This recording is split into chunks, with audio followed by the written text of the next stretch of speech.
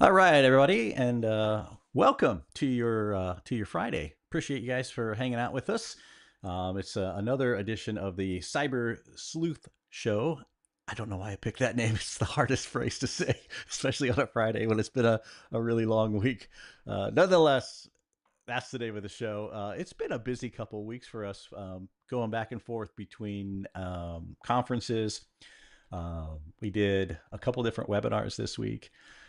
It's been a lot of fun. I tell you what, we've done more video probably in the last 2 weeks than we've done in a really long time. But again, the mission of Cyber Social Hub, if you are not a member of Cyber Social Hub, is just to give away free information and resources to make you guys' job just a little bit easier.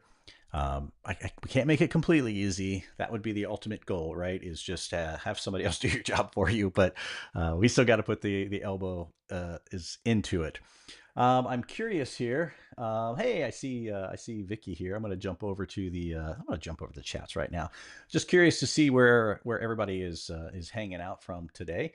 And if you could just drop that into chat. Now, we are broadcasting out to several different platforms, so I cannot see, in all fairness, uh, the APIs are closed for like LinkedIn. We can't see if you're chatting to me on LinkedIn. I can't see it. Sorry.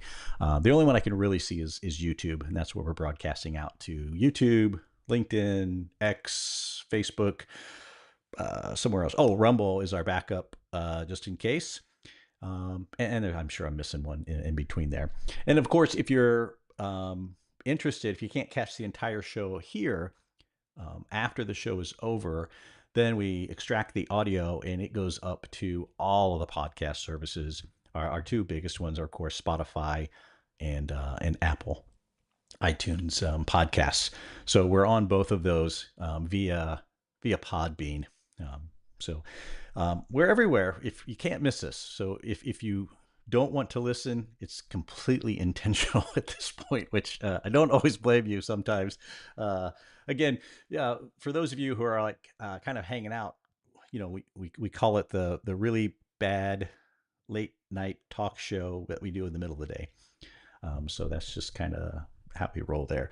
Vicky, I'm so glad you could make it. Sorry, I got that cut off a little bit. I don't know if I can fix that or not. Hey, there it is. There you go. Hey, there's Vicky. But yeah, you've been at a couple things that we've done this week too. I appreciate you hanging out with us. So if you guys want to chat, feel free to drop comments into the chat. We will do that. Just please do not get me banned from YouTube is all I ask. So that's it. So far, 5 years into this, nobody's done it yet. So that's not a challenge. That's a thank you, is what that is. All right. So I'm going to go ahead and get moving forward. These guys, they've never appeared on one of our podcasts before. I know they've done some webinars, I think, with us, maybe. But I met this group last year at Techno Security. Now I missed them this year, in all fairness, because it was a little crazy for me jumping around interviewing people at the show. But I want to bring on Josh here. And it's Jano. I want to make sure I get the name correct. So when Josh is ready, there we go. All right, there he is. Boom, look at that. The magic of buttons. There you are, sir. How are you? Hey, Gavin, I'm great. How are you doing? I'm doing good. I'm doing really well. It's Friday. And as we were talking before we went live, it's finally warming up in both of our neighborhoods. You're over more on the East Coast. I'm up in Ohio, and it's above 60, so I'm happy. That's really what it comes down to. Yeah, where I'm here in Virginia and have you know mid 90s coming our way this weekend, and I got a lot of youth baseball on the agenda. So yeah, I'll be fully experiencing the summer this weekend. Ah, excellent. Yeah. My that's funny. My middle daughter, plays softball, and I help coach the team. And of course, the jerseys are the brightest pink that you could ever get. And there I am standing there in my full, trying to be masculine with my bright pink shirt on, but There you go. it doesn't work out so good. But Hey, I think Messi has made it masculine, so it's all good. There you go. I'll go with that one. I'll go with that one. Oh man. Hey, so for those people that really are unfamiliar with, I want to start off, and I know I told you this backwards in the pre-show here. I want to start off a little bit about SMI aware, and what SMI aware is, and the types of things that you do for the community. Yeah, absolutely. Maybe if it's okay, I'll just start sort of tell you SMI's story, how it came to being, Oh yeah, for sure. and that'll I think answer some of that, and we can jump off from there. Um, the company itself is about a dozen years old. SMI aware, SMI social media information, and so um, really the focus of the company has always been about how do we collect individual pieces of social media information as it relates to an individual. Um, the original use case, which brought the company into being, was put for what was our first customer and is a continued client of ours. And it was a background screening company, and they were awarded a contract to do screening for potential reality television participants, and knew what was center of the fairway for them, but realized that there was this potential gap, um, which was OSINT information, open source intelligence, or social media, really with a focus on social media. Um, and so this was like started as kind of like a favor for a friend type thing, try to figure this out. Um, and that's how the sort of version one of the technology that we use was born, was to solve that problem. Wow, Um, that's really cool. um, and which we did. And over the years, we took a piece of rudimentary technology and we kept on improving on it. And where about say a half dozen years ago, the company focused to pivoted to focus on legal services as a way that we could add value for this tool that we built. And that's where most of our customers sit today. So mostly today, we do this work to support as a supplement for a discovery process and litigation, or in insurance, in sort of pre-claims in the insurance space. And Mm. occasionally, we're doing it as a background screening tool for pre-employment. Um, and then still trying to figure out how we tailor our solution probably for more of your core listeners as well that might sit outside of those spaces but still need support in this in this type of activity.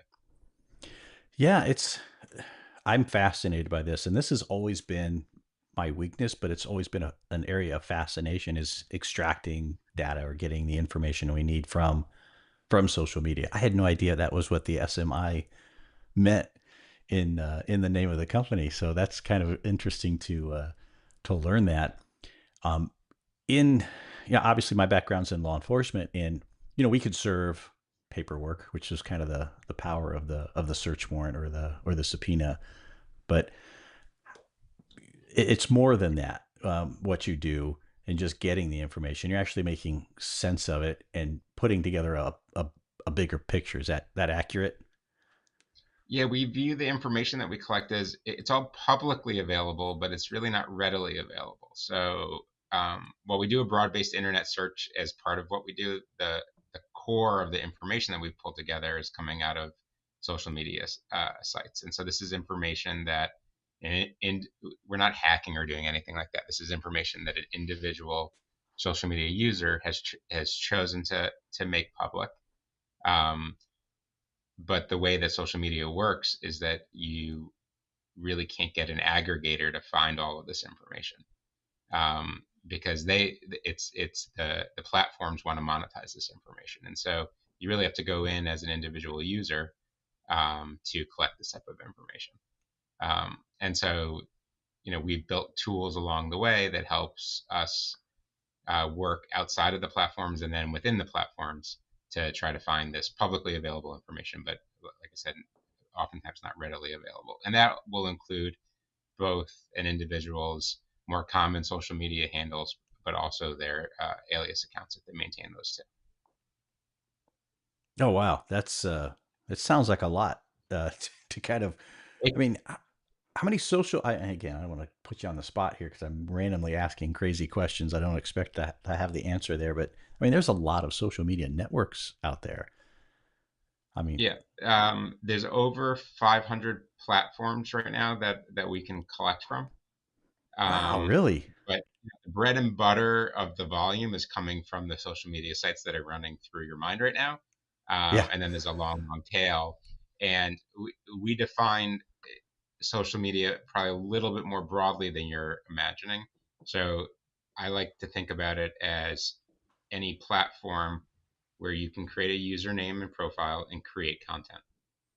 So if I, there's certainly, the Facebooks and the X's and every sort of channel that we're publishing live right now too.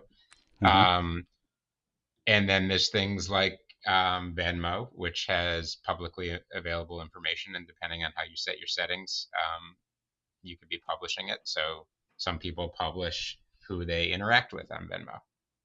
That came up in sort of the in Really? politics over this last year, where Oh, that's right. JD Vance had his Venmo settings. There was another individual, so that stuff comes up from time to time. And if you realize that even people that manage and probably have teams to manage their confidential information, um, sort of lose the plot on every place that they share information, you can imagine that happening as well. Um, and then there's things like things like Pinterest, photo app sharing, fitness apps. So if you went, someone went for a run this morning, used their Strava account, took a picture of the deer that they saw in the woods, and recorded it all, probably really just for them. But depending on how they set their settings, they might have also published it for anyone to see. Um, Wow. including the map that gets drawn on your app when you do an activity outside. So My that's what sits in, and then there's like a grab bag of things, but that sit in that tail. But really, if you can create a username and profile and create some content, think about that broadly. Um, that's the type of things that sit in that 500 plus list, in addition to the main players as well, obviously. wow. So I mean, that my mind is racing right now just because of all the different platforms now that I don't know that I would have considered to throw into that category. And you were accurate. You were reading my mind correctly. I was thinking of basically the big five, big six that were out there. I didn't even consider some of the other apps. Like my wife goes walking in our local parks, and it's funny that you said took a picture of deer. She took a picture of a downed tree. We had some bad storms that went through, and it was covering the trail up. And she sent it just to me. She didn't post it in the app, but people do that, and they do it all the time. I wouldn't even think to look there. And I don't know that most people would think to look there. Even my background as a police investigator, that's where we'd have to defer to someone like you guys. That my wife would love that job, is be a professional, just looking people up and finding what information that they could absolutely find out there on the internet about somebody. Yeah, we try to, you sort of have to decide how deep you're going to go and how much time you're going to spend, because time ends up to be cost. And we try to right size our product so that we're spending the correct amount of time to create value every time that you produce a report, so that we can hit a price point that our customers want to use on a repeatable basis, but you're still providing real, quality in there. And so most of the time of our analysts, we basically, our tech is a is a wraparound sort of cockpit for our analysts, so that it helps them work efficiently and effectively. Hmm.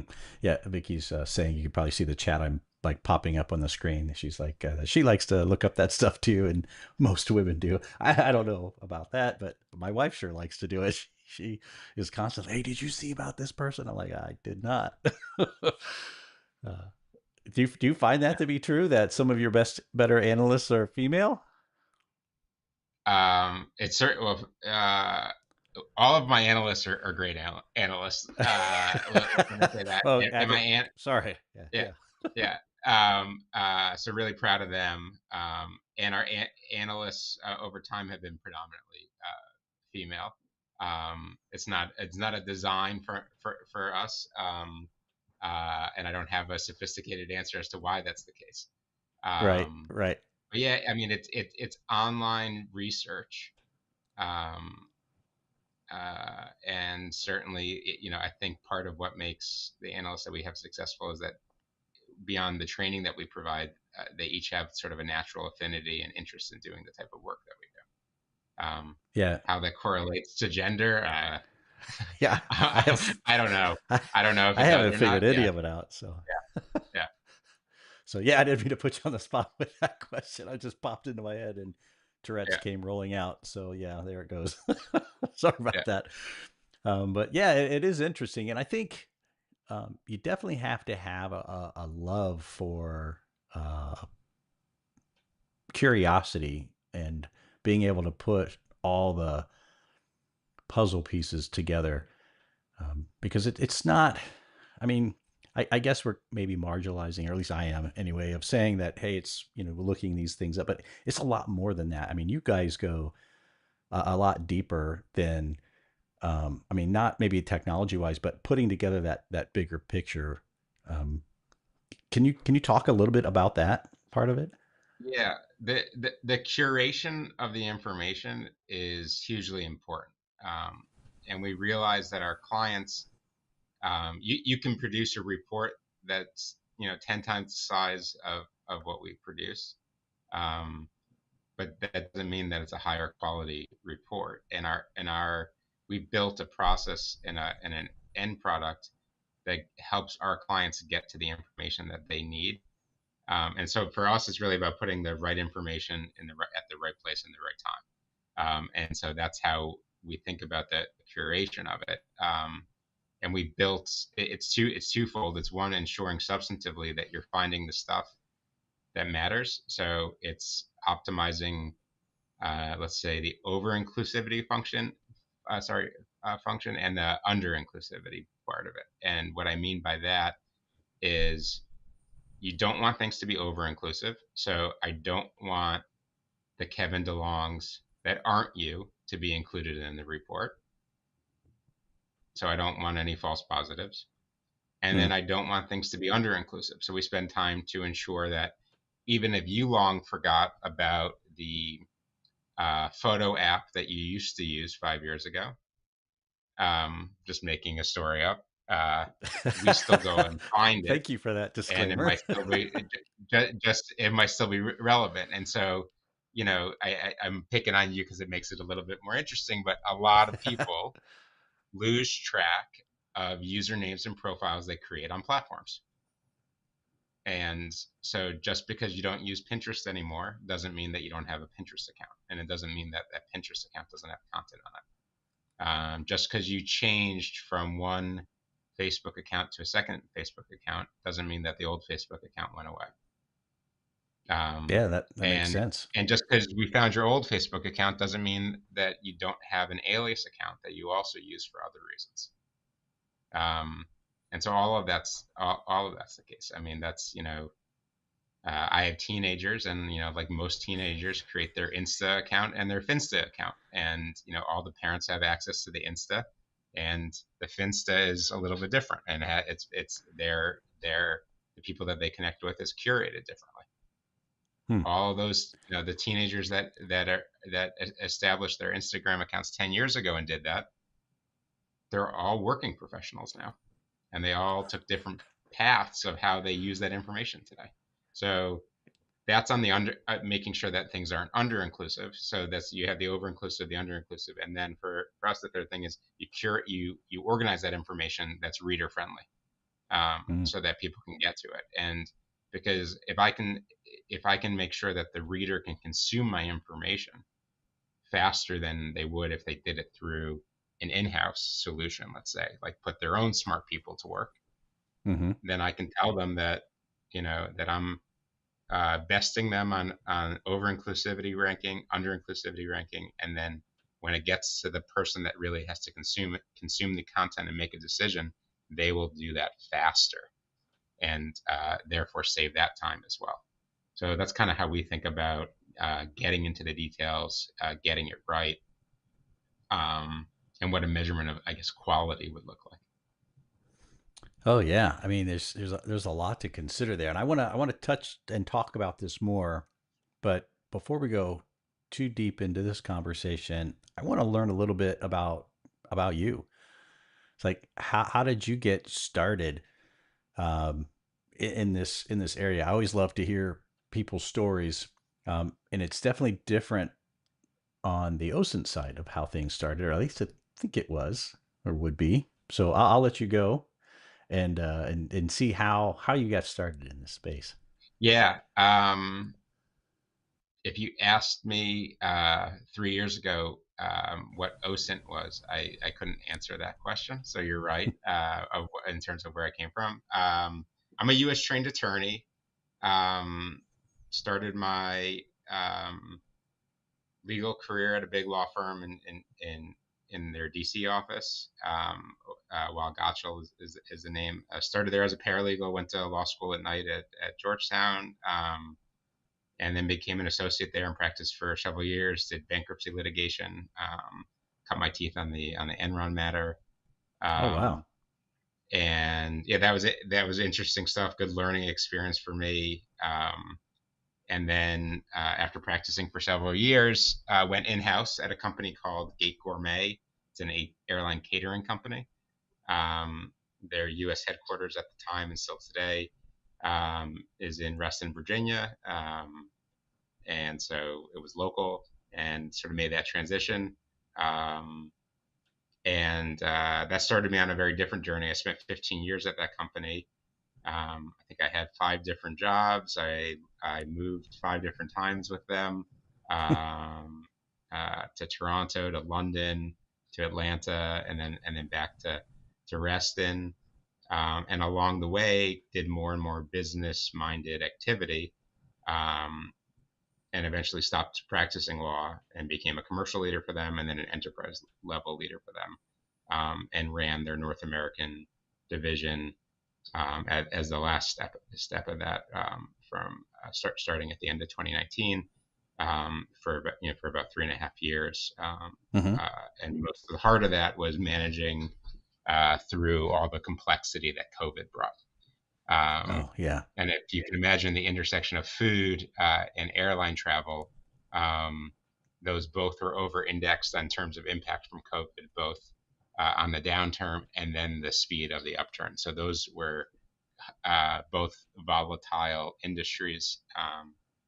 And of course, airline catering sits sort of at the center of, at the crossroads of both of those.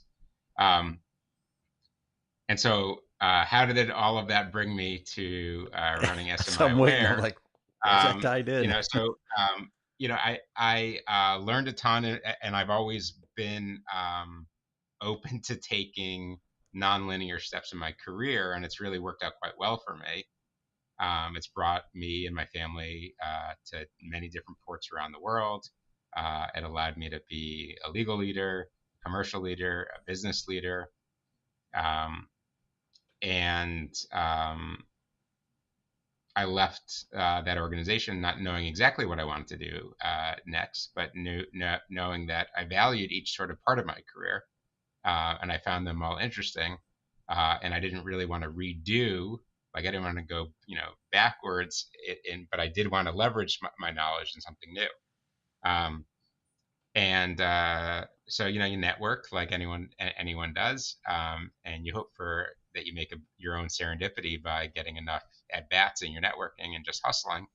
And so along the way, I got connected in with Chris Randall, who founded SMI Aware, and we realized that uh, you know the to bring what we offer to market to lawyers, actually the mix of my background, being a lawyer, having commercial understanding and acumen, being an enterprise level leader, fit quite well in what he was trying to do in running the organization. And as they say, sort of bibbity bobbity boop, and things happen, and here I am. So that's how I ended up, and I've been spending the last 2+ years really focused on what we do here, and I'm immersing myself in what it means to be a high quality OSINT professional, but um, not coming from the perspective of someone that cut their teeth doing this type of work or doing forensic research or things of this nature. Um, but more from the perspective that I bring, and I've always been sort of a first principled, like critical thinker. Mm-hmm. And so that's sort of for us in our organization. Um, you do it with a smile, and you get a lot of learnings out of it, and really focused on growing our business and improving our business. I think with everything that goes out on in the broader tech market. We're in a dynamic space, and I think there's a lot of opportunity for organizations like ours to do good for the customers we serve today, and a broader cross section of them, in the future.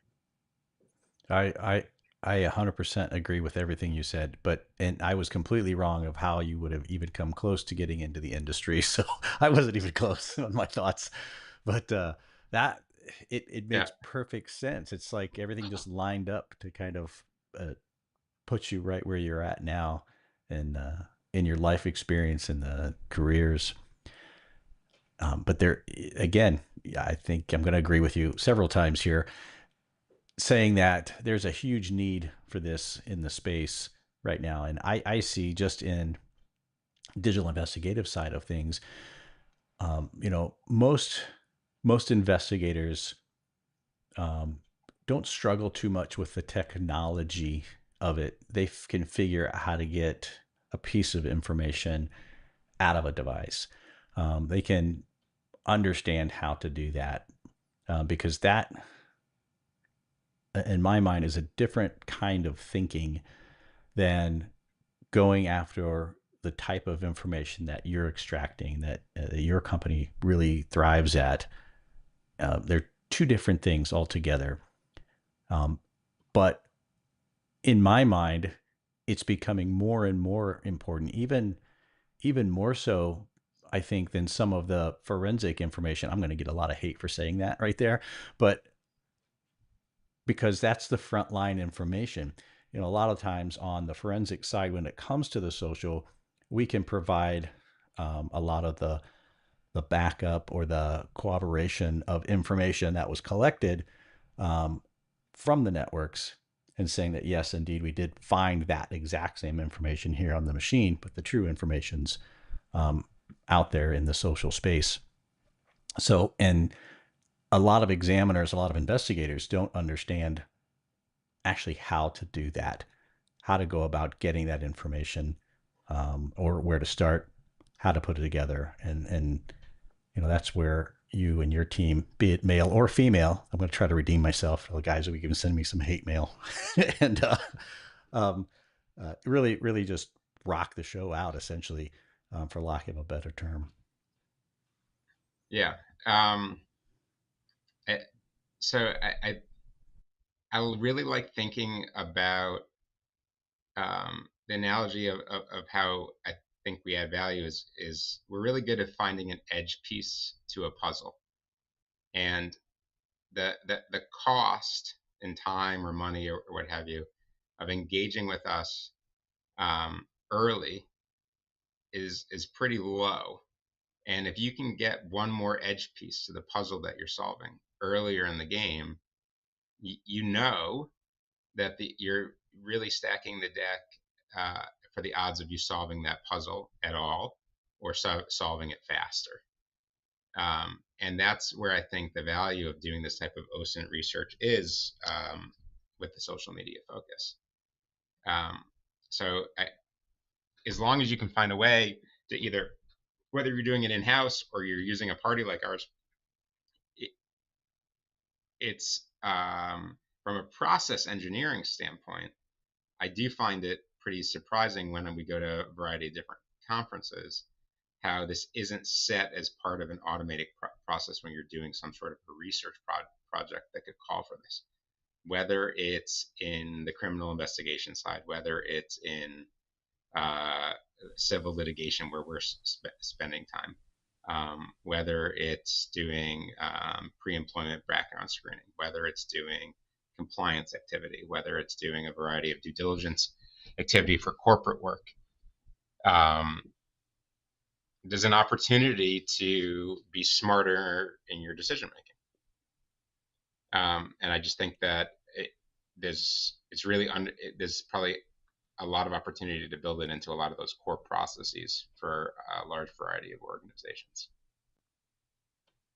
I mean, Yeah, no, I agree. it's a little wonky how they sort of roll it out, but that's what the federal government is working towards from an immigration standpoint. And if you sort of can, it's hard to set aside the politicization of all of that. But from a process perspective, like if the articles that were in the newspaper yesterday, they're asking their consulates to ensure that people applying for immigration status to come to school here disclose social media. Um, Mm. it's sort of a again, if you can set aside the politics of it, it's a great example because I think a lot of the it's hard if we go back to like you know would you or any person pass the pop quiz of the full range of social media that you actually have. Some people will, some people won't. A service like that can actually help an applicant provide a better, more comprehensive application. Um, because I don't know, people just don't organize their online world in the way that it's easy. It's just like there's not a press of a button to turn it over. Uh, we would be a press of a button, um, but otherwise it becomes quite complicated because it's not an ordinary process that people do every day. Right. And if you'd asked me that question, like if social media would have came out like, more years ago in my youth, then I would have to say, oh, I would not like to turn anything over probably. But luckily I was at the time period where mobile devices and stuff didn't exist. I'm a child of much different days. Thank goodness. uh, so, which made things interesting. Now, in your show notes that I'm looking at, we were exchanging emails back and forth, kind of some of the topics that we wanted to touch on. And you had mentioned here something that caught my attention, and that digging a little deeper on how SMI Aware got good at being efficient of what you do. And can you kind of show that picture of that process? Because there's a lot of people probably watching, either if not live during the show now, they'll be watching in the replay. And this is a huge this to me. I'll just give you my personal, and we'll come back to the question. Is probably the fastest growing section in digital investigations. When I say that broader term of it, is the social type of investigations or pulling information from online than any of the stuff that I ever did. Um, and I know there's a lot of people interested into moving into it or getting better. Can you talk a little bit about some of your processes and how you've seen that evolve? Yeah. So for me, I think that the most interesting way to sort of frame it is, um, 10 years ago, our organization was good at what we do, and it took us, let's say, just to have a simpler conversation, a little bit more than twice as long to do it as we do today. So there's an efficiency thing that comes from having a team of engineers and a team of analysts and building a virtuous cycle that we constantly identify opportunities to be better and then engineer them into our processes. So that's how we're able to do it in, let's say, half the time we did it before. Now, layer onto that the number of places that we're searching is doubling, say, just to use round numbers, in that period of time. And the usage of those is also going up by a factor. I don't know how to actually measure that factor, but more than doubling. So if we just did uh, what we did before, let's say we would take twice as long as we did if we didn't make the improvements.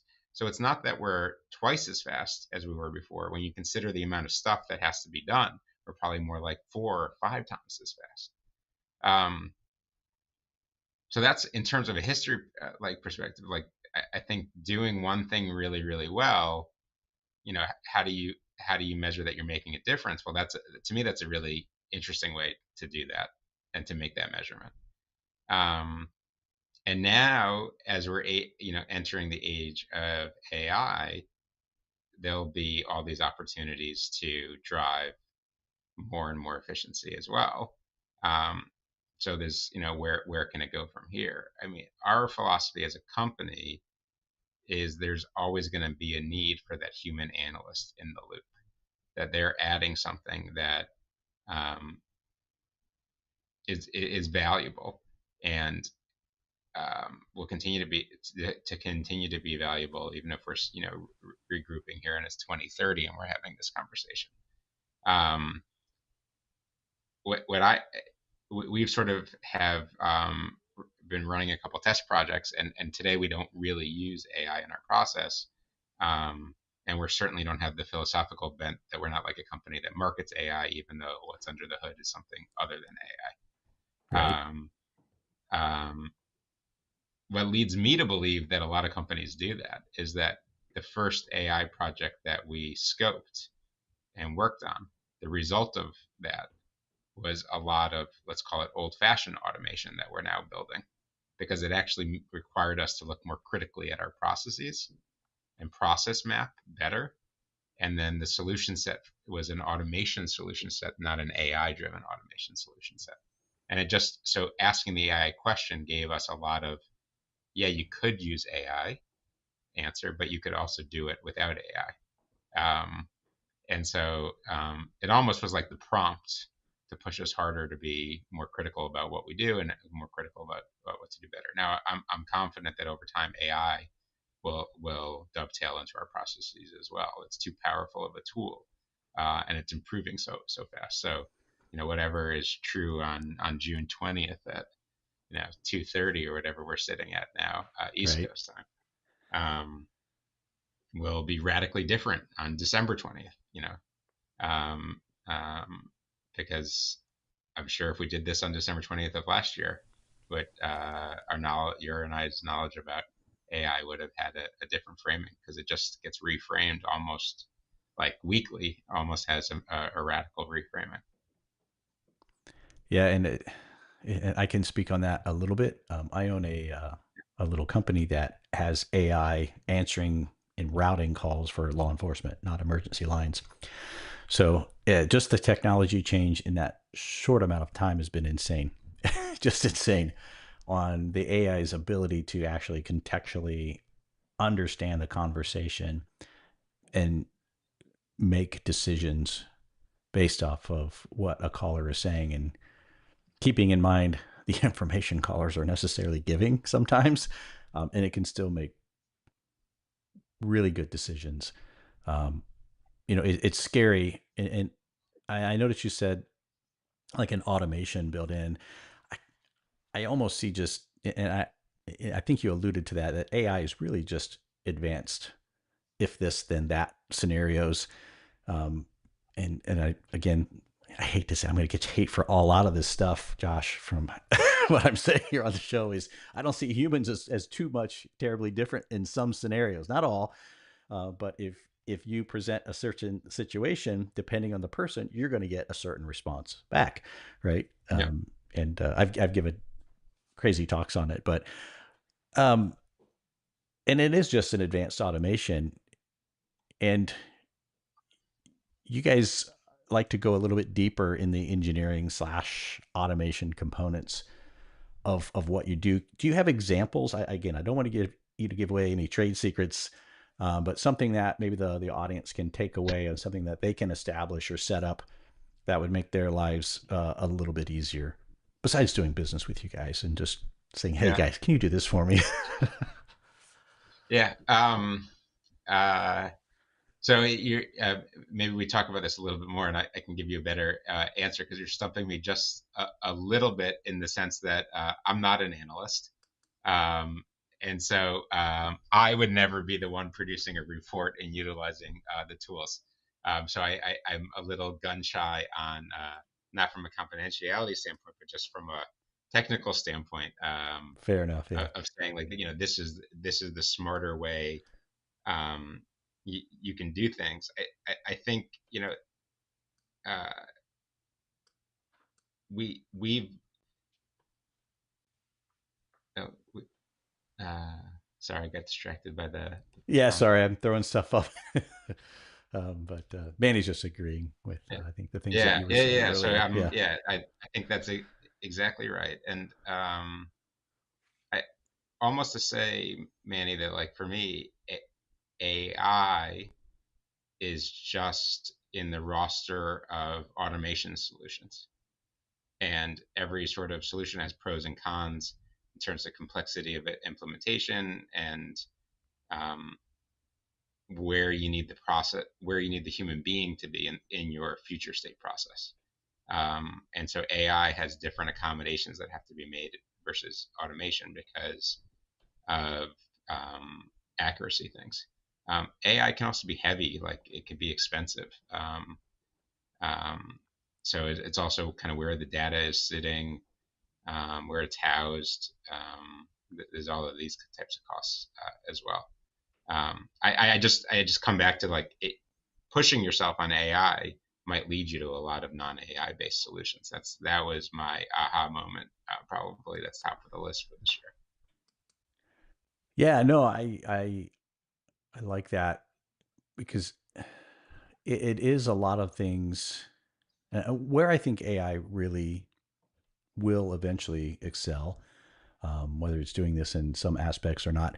And I can speak on the digital forensic side. On the OSINT side, I'm not real strong over there, but it's just helping you sift through a lot of data, and trying to help build some correlation in some of that data, which is always going to need a human.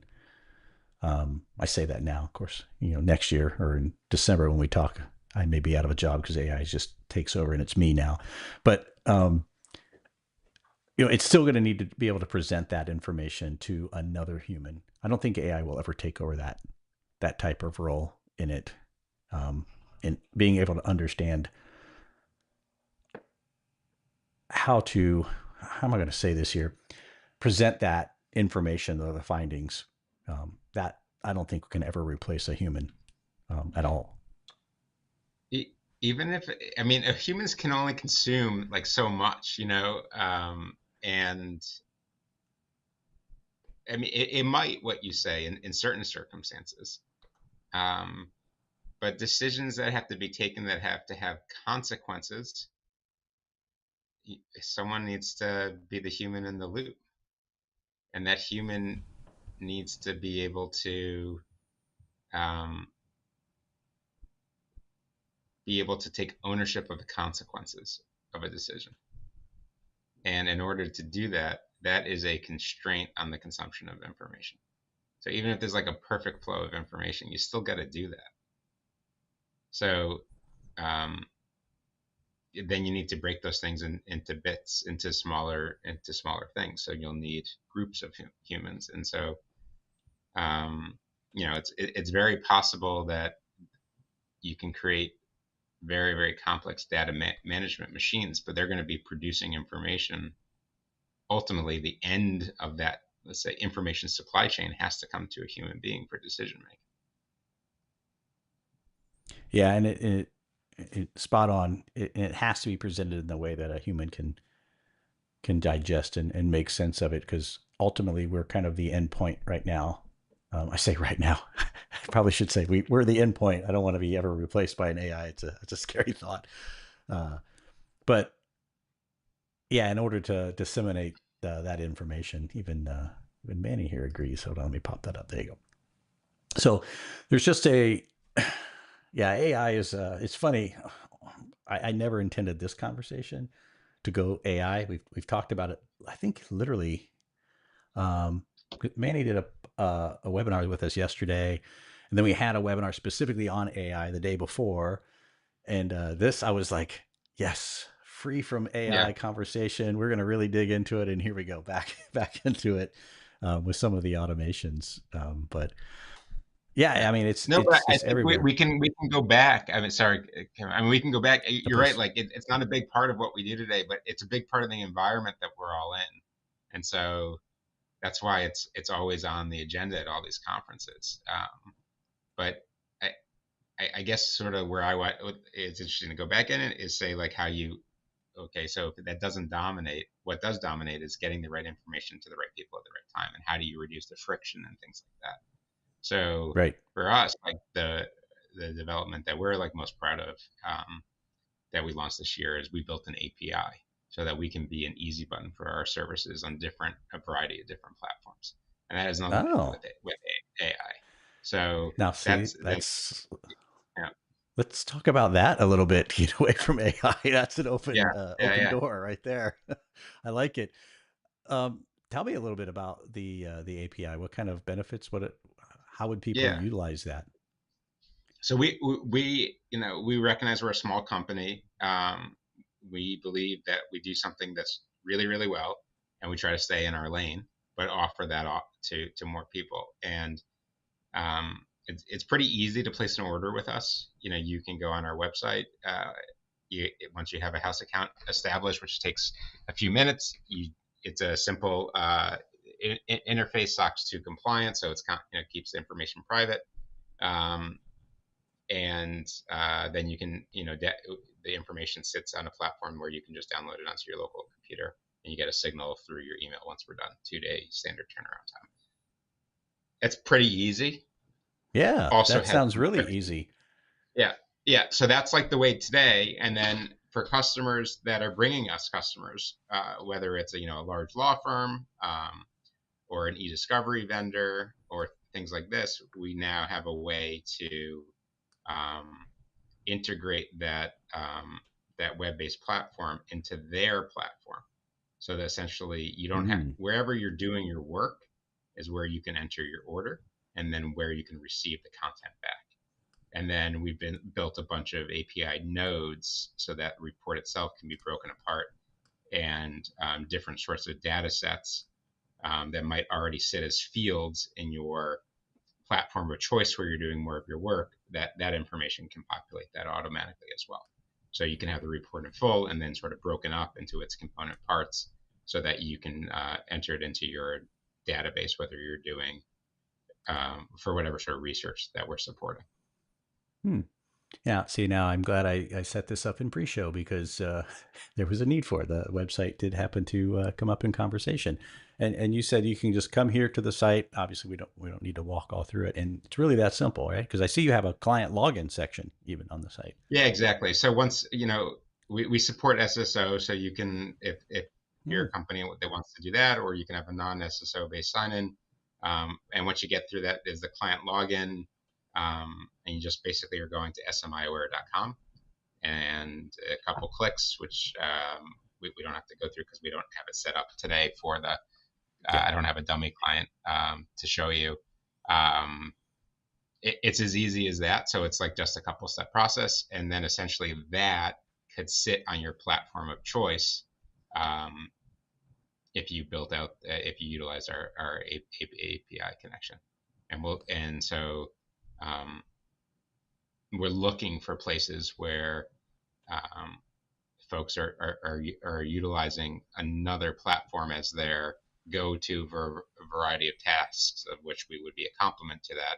And then we can fit very neatly into those, so that if you were building out your Kevin DeLong profile for whatever you were Mm-hmm. doing and you wanted to order our report, we could be in a drop-down field on how the person was building out their Kevin DeLong profile, and we could say, would you like to add social media, and then every piece of PII that person already captured on you would automatically route and pull, basically, and transform a request through a push of a button, and then we would push back through. So when they came back 2 days from then and looked at your profile again, it all of a sudden would have a lot more content that was provided by us. Hmm. That's uh, that's really interesting. I almost don't dare to play what if here, but I'm gonna gamble and do it. In some of the software that I know that investigators use, is that something that could be incorporated into?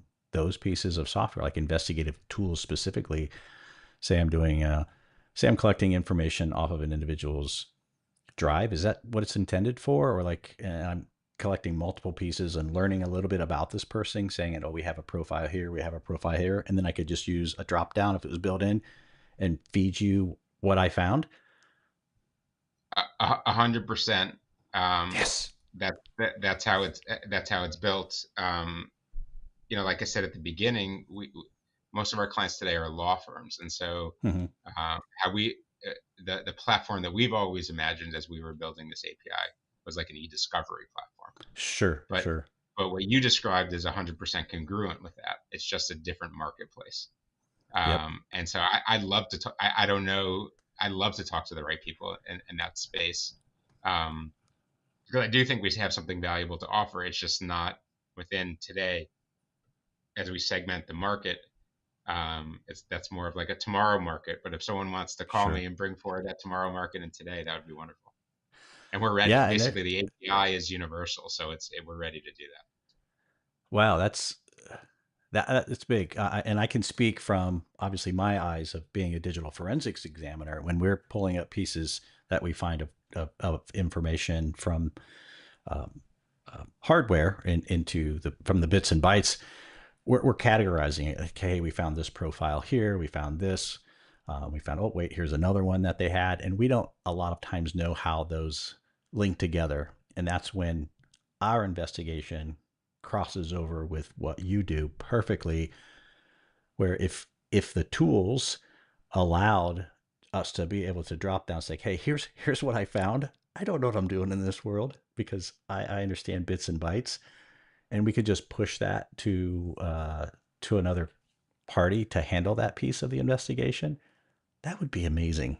I don't know Yep. whatever the audience thinks of that, but I'd be curious to see in the comments, or obviously those of you that are here live, what you guys think of it. That'd be interesting to see, because I know I got a mix in here right now from what I can tell of investigators, forensic examiners, sorry, and um, OSINT professionals as well. So yeah, that's definitely interesting. Hey, Josh, I will feed them all your way. I know a lot of people, so we'll push them. Awesome. Thank you. Yeah. Appreciate it. So even Manny agrees. So it does sound super cool because Manny and I came from about the same generation of examiners um, out there for sure. Hey, remember when I Awesome. told you that that hour goes by really fast and you don't even realize it? You did? Yes, uh, I do remember. Yeah. You made me it's just look at the clock. But yeah, we're almost to the witching hour. Yeah. we are. So I would encourage you guys, if you have questions for Josh, uh, feel free to throw them into chat. Now, again, I can only see. I want to clarify this because I always look at our socials afterwards, and there's always a stray question somewhere, which I do forward on to the guest once I find it. But YouTube is the place to kind of lay that down. We can see on a good day Facebook. Meta does allow some of our API to get in and out through the video that we're pushing. So, but come over to YouTube, ask a question. If not, Josh, how does somebody get a hold of someone from your company to ask those questions to seek a little bit of advice Yeah. and Easiest way is just go to smiaware.com. You can our you can reach us by phone, you can reach us by email, all that stuff is there, and you can reach us through the web-based portal as well. And we'd love to hear from you. I have a reasonably unique last name as well, so you can find me on LinkedIn. Happy to connect and continue conversations as well there. And Yeah, and Kevin, this was great. We covered a lot of ground.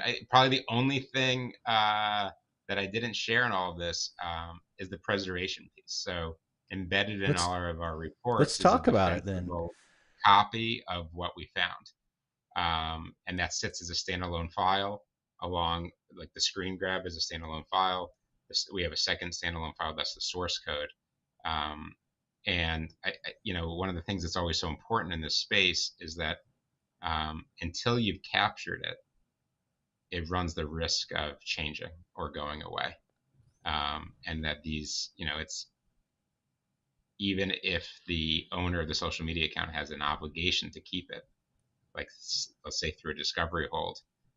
Compliance with those things are all over the board because all of these data sets are not really in the control of any corporation, or I mean, they're in the control of like Meta, but um, it's quite hard to get a subpoena to Meta to take action. The bar to do that Right. is quite high practically. And so, when you think about preservation and it just, as long as you can get it to a price point where you can manage it within the budget constraints of the activity you're doing, and we try to be practical there, you have Yeah. to take the bird in the hand approach. Yeah. Now, Yeah. Vicky, So I'm it's gonna ready. It, I clarify see the this. You mean question. the documentation? Is that what you're referring to? I'm assuming. I'll let you go, assuming that, Yeah, the like, actual content. So like if you go, capturing the screen grab of your post on your social media site, that's one thing. And I'll get to Vicky's comment in answering this. And then the second thing is an underlying file that's the source code data that demonstrates when it was collected and what it was. And then if we support a court activity, we always provide an affidavit that affirms our collection methods. And those three mm-hmm. things, screen grab, the source code, and our affidavit, thus far has been sufficient in 100% of the cases that we've supported. Theoretically, Oh, a judge that's could nice. always demand some sort of an in-person thing, but that's been a theoretical issue thus far. Sure. And that's great that you guys are grabbing source codes. I remember at one time early on, again, I'm going to date myself here a little bit back, but a lot of people just doing screen grabs. I think that source code is really important to that because you can see actually how it just corroborates the data was actually there. It was actually laid out somewhere instead of just, somebody with a really good skill in Photoshop, right? that can be done. So kudos for providing that extra little piece for everyone. Yeah, That's yeah, great. That's great. Is there anything else on the preservation pieces you wanted to talk about? Because this is our time, Josh. We can go as yeah. long as we want. Yeah, we no, we control I the just wanted button. to throw it in there. It's preservation is reasonably straightforward. Yeah. But if you think about um, the reasons why, why would I do this? I think that sort of just uh, uh, squares the circle of all Mm-hmm. the reasons why. And um, we try to be very cost competitive for all the markets we serve. And I think at the end, for all of these activities that people that are listening in on are doing, the question is like, why not? Why wouldn't you extend this level of diligence to the underlying activity that you're doing? And the answers typically are that it costs, which is fair. I don't do this for free. We charge a rate. Right. Um, but beyond that, usually there's other costs as well that are going into it. And certainly in the litigation standpoint, if you're caring enough to litigate a matter, this is a de minimis cost. Um, and then it's like, why would you be less diligent than you would otherwise want to be? The people that use us are professionals, whether they're lawyers or paralegals or research librarians or forensic experts or law enforcement. Why would you be less diligent than you otherwise could be? Yeah. Man, I just see so many applications that I think the government side of things are really missing out on because of the lack of really. I mean, obviously they have an understanding of what this can bring to it, but and you see it in the news when police are investigating a case, but and that's usually the news media or something is going out and pulling information opposed to the law enforcement going and pulling the information depending on the size of the case, as it really gives you a bigger picture into that individual. And I think it should be done in just almost every investigation. I know that makes obviously you happy to hear that, but I mean, I really honestly do. It just gives that picture because, again, hate to bring up like horrible scenarios, but and things when there's school involved incidents, I'll leave it at that. So YouTube doesn't send me a warning letter, but Um, you know, I think it's important to know what the suspect was thinking prior to, and the only way you can do that is through this aspect. Digital forensics will never provide that type of information. Only the stuff that you're doing will provide that information. So, uh, man, just keep fighting that good fight out there. That's awesome what you guys are doing. I love it. Yeah. Well, thanks, Kevin. I appreciate it. This is a great way to spend the afternoon. I appreciate you having me on your show. Yeah, no problem. Love to have you back. So we'll talk about that here soon. I didn't see any last minute questions. Oops, wait, I'm going to throw something with Manny up there. There we go. So Manny says, awesome stuff. Enjoyed the presentation. Always good to hear about new advancements. Manny has a little bit of software out. So not that I'm suggesting anything, Manny, but I'm just saying on the forensic Thank you, side. Danny. Appreciate the well wishes. Happy to connect offline or online as well. There you go. All right. If you guys get any questions, you know how to get a hold. SMIaware.com. You can head over there. Check it out. Josh, don't go anywhere. We're going to go into this post music stuff that we got to do, and I'll talk to you a little bit after the show. All right. Hey, thanks so much Yeah, for very good. spending Friday afternoon with us. I know you're a busy guy doing other things, so thank you again for that. Yeah, thank you, Kevin. I appreciate it. Thanks.